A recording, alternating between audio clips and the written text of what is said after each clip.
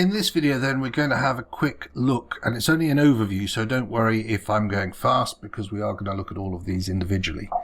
But first of all, what we're going to do is look at an overview of the web builder, the website builder. So when you click Edit Website, you'll get to this builder. And as you can see on the left in the builder, you've got various elements that you click on and drag into the page. So the page itself is a template, and then you drag into the page whatever you want to make a sort of a jigsaw of all of these holding containers, and each container holds something different.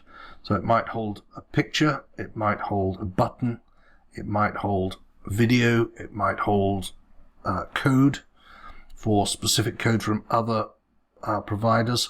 It might hold HD video or audio.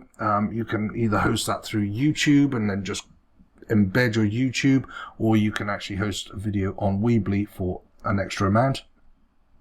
And then we've got categories and products. So products and categories of products for your shop, the blog itself, and then nice little things like text and special types of text as well.